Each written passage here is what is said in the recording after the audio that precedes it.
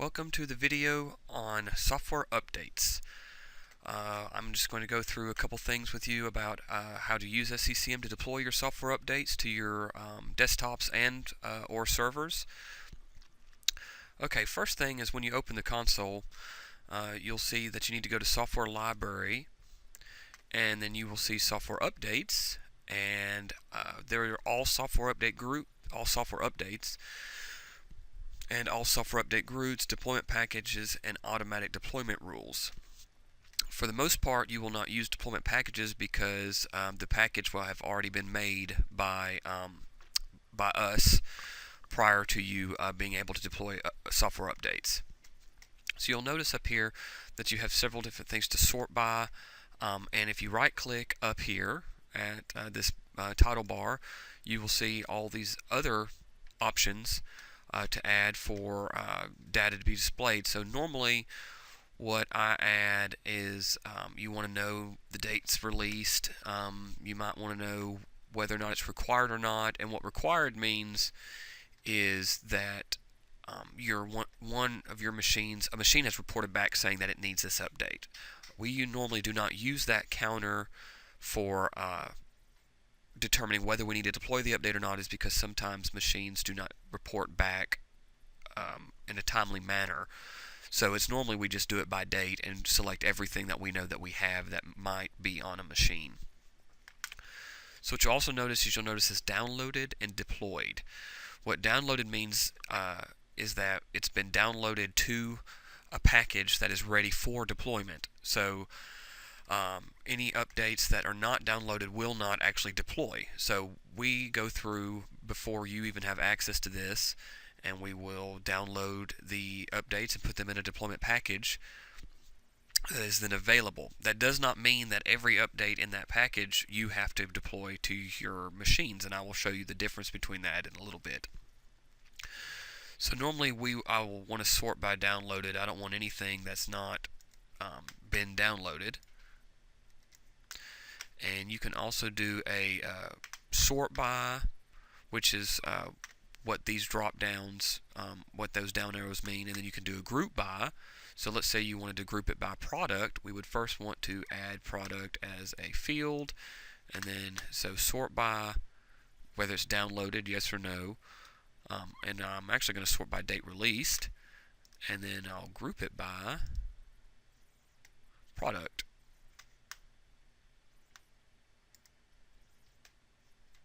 So that way you'll have, everything that is forefront, everything that is office, and then it will show you the date released. And I think I need to change the date release. There we go. So there's also searches that you can do. There's saved searches. I think it's managed searches for, there you go. And you have access to these searches to create one. You can save the search, or you can use one that's already there. We also have the ability to delete them. We ask you that you do not delete any searches that are not necessarily yours. But what this will do is it'll add criteria fields when you do searches. So as you can see, that you can save a search after you've added criteria fields. And to add a criteria field, it's always over in the right-hand side of the screen. So as you can see, you can add all kinds of criteria to the search, which is pretty much any of those fields that you can sort by.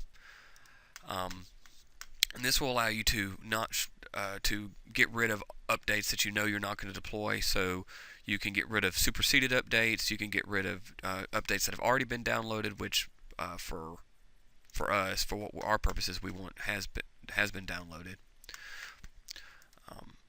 So you can use a save search if you want to create your own. This one is the one we use to when we download updates. So you can actually get rid of all the criteria.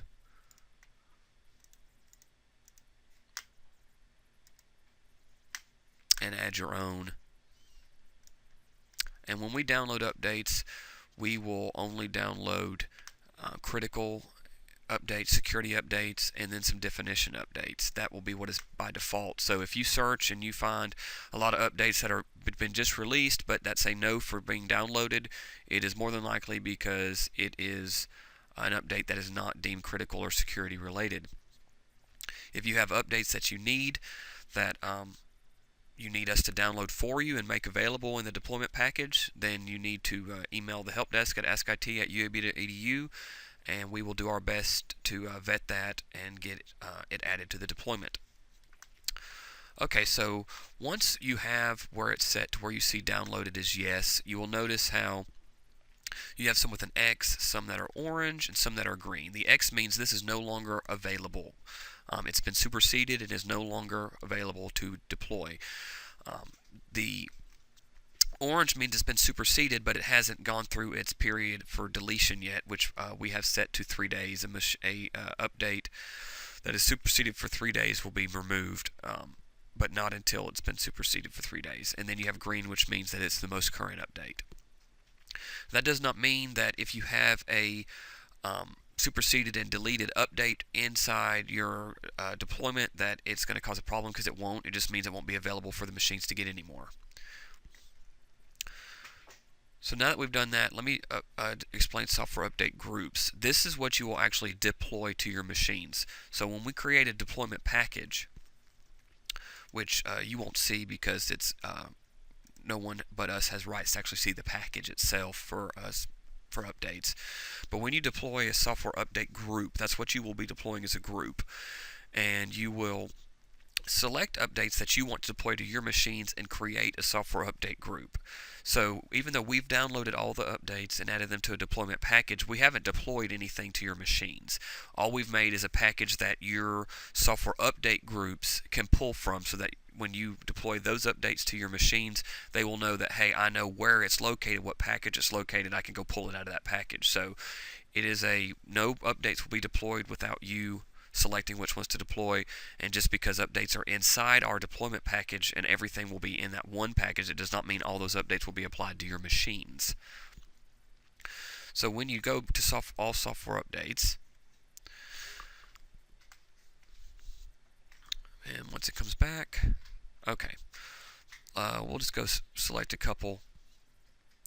Endpoint protection, most of those will be updated automatically, because if you've elected to install endpoint, which is covered in another video, you will notice that it is set to update from the internet. So the only machines that will need updates from SCCM are machines that can't touch the internet.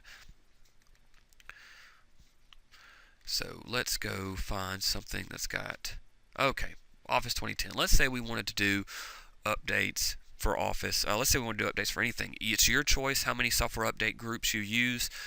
You can have all manner of updates from all different operating systems, different product suites in the same software update group. The machine will scan and know if it needs those updates. So if you have a update group that has updates for Windows 8, 8.1, and 7, and Server 2012, whatever is in there, the machine, a Windows 7 machine, will not try and actually pull a Server 2012 update. It's not going to try that. It knows the difference, and it's not going to do that. So combining operating systems is fine.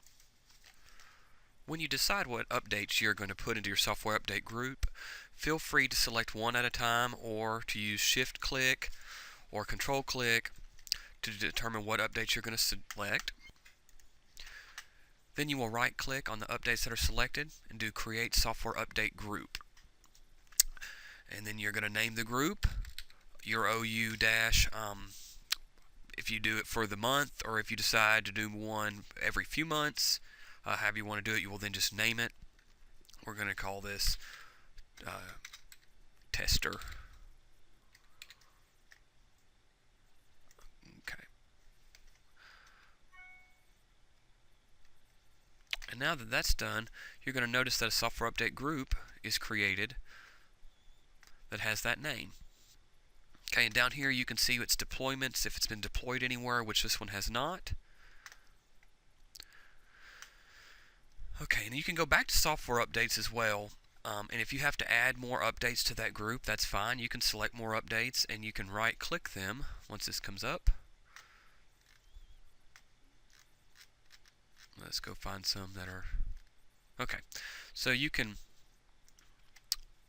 select however many you want. Let's say you want these, and you right click and you do edit membership, and you can tell it to whatever software, go to whatever software update group you want. You can also remove software updates from groups this way as well.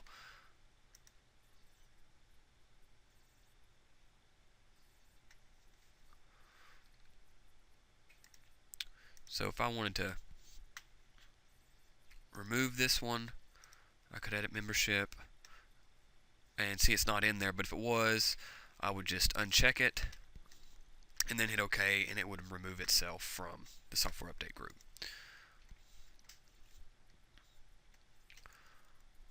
Okay, now I'm going to run through how to deploy software. This set of instructions can be used for whether you're deploying packages, software update groups, or pretty much anything. These rules will apply. So you're going to right click whatever it is you're deploying, and you're going to select deploy.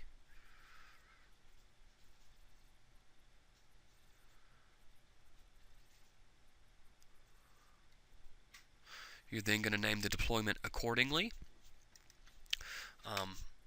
This one is just going to be named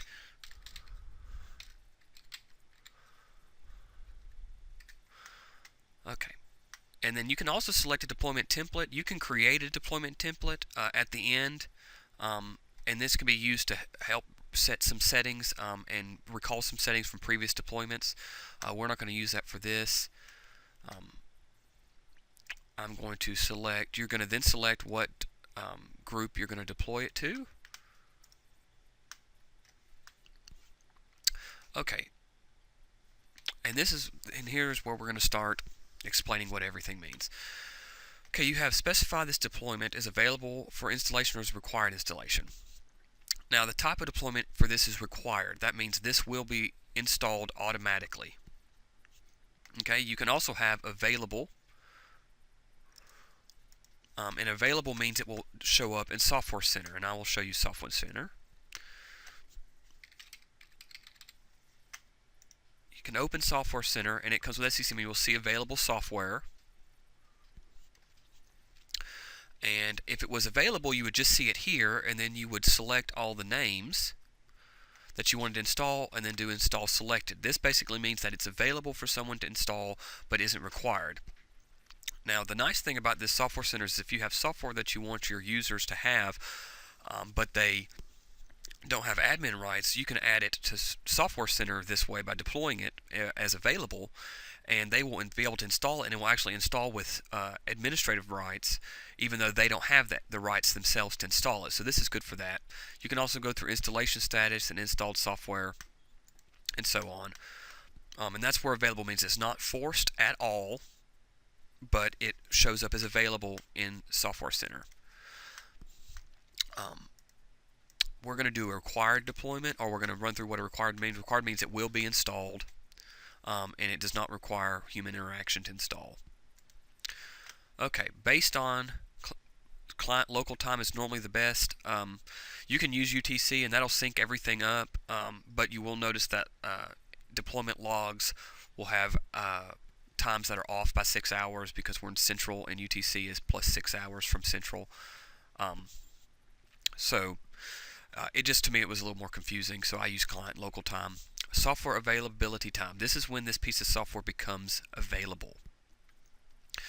Now, you can do as soon as possible, which means as soon as you go all the way through this deployment and hit go, then it becomes available to a machine. Available as in if you choose available as the deployment type, it shows up in Software Center, or be as required as in as soon as it's available means it's ready in the machine. If it's within its maintenance window, we'll grab the software. And that depends, again, on how you deploy it. You can also set a specific time on that. If you want to delay a software becoming available or being required until a certain time, you can do that here. Installation deadline. This basically means if you have, for instance, software updates and you were to say make them available now but do not have a deadline but until 7 days from now, what that means is as the machines are available, they will install updates, but the deadline to install them is 7 days from that time. And as you can see, you can read here what it explains what that is right here. If you hit next, the user experience. Okay, user notifications display in Software Center and show all notifications. That means that there will be a little blue box that pops up over here that says you've got software available, or it will say downloading software, and it will show all notifications, including device restart notifications. You can also set it to where it displays in Software Center and only shows notifications for computer restarts. That basically would mean that you would not get any notification except a computer restart notification when it was done installing down here. And display in Software Center for both of these, basically that means they will show up as available even when they're installing by even if they're required to install, they'll still show up in Software Center like what I showed you earlier. You can also hide in Software Center and all notifications and make it where they can't see the software installing. It doesn't show it as available. It doesn't show it at all. It just will install. Okay. Also, deadline behavior. The deadline we set here in scheduling is now, this shows you what happens at that deadline. It says when the installation deadline is reached, allow the following activities to be performed outside the maintenance window. Again, remember in the collections video I showed you how to set maintenance windows. Basically this says if the deadline behavior is reached, what do I do during a maintenance window, or before or after a maintenance window? And you can have it go ahead and push the install, and you can force a system restart. So basically, if the machine's being used, even if it's in a outside a maintenance window, if it reaches the deadline, they will receive a prompt telling them your machine's going to be rebooted in an hour, and it will count down, and at the end of an hour it will log them off and reboot the machine. It's not going to reboot a person without prompting them unless you hide all notifications. So you normally at least will want to show computer restart notifications for the most part. Device restart behavior, you can on any installation you set out, software updates, system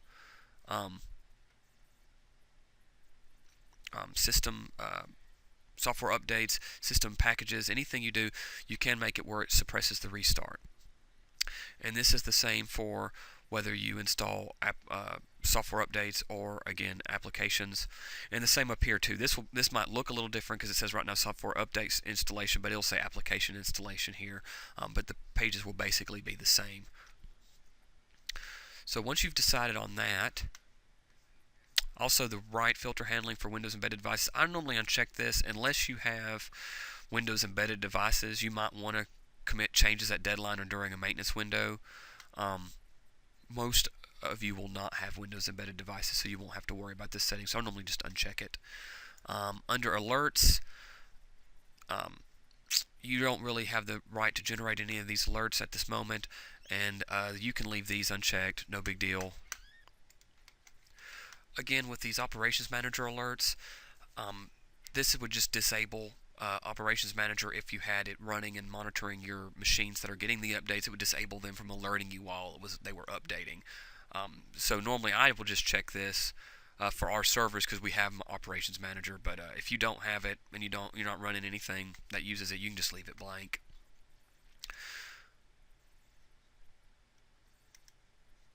Now, download settings. Most of this can stay default.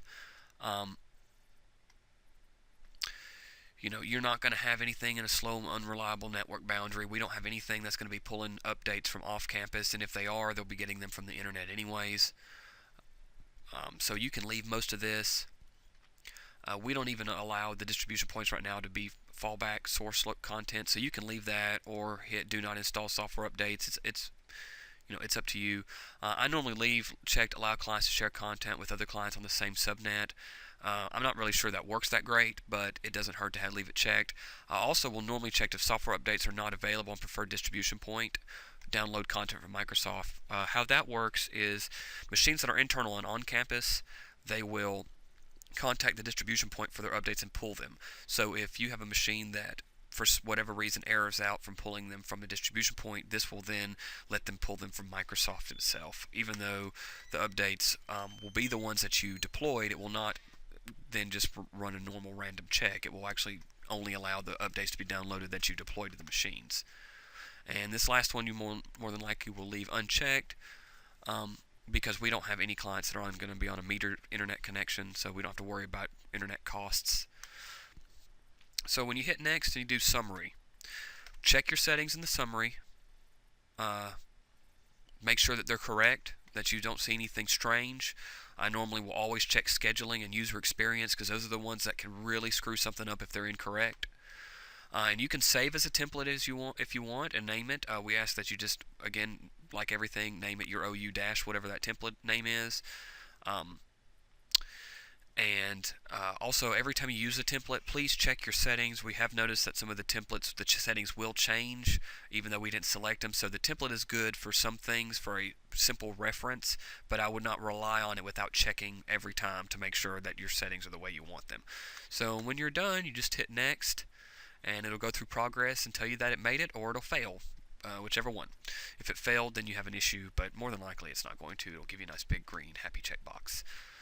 So I'm going to cancel because I do not want to deploy these software updates. Okay.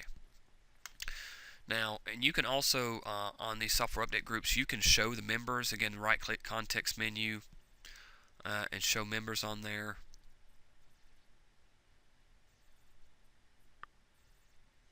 And it'll show you the software updates in the software update group. Again, if we were to have deployed this, only these updates would have been made available to the machines that you available to the collection that you deployed it to.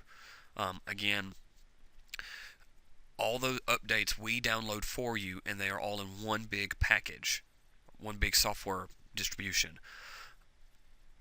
But that does not mean, again, that all these updates will go to your machines.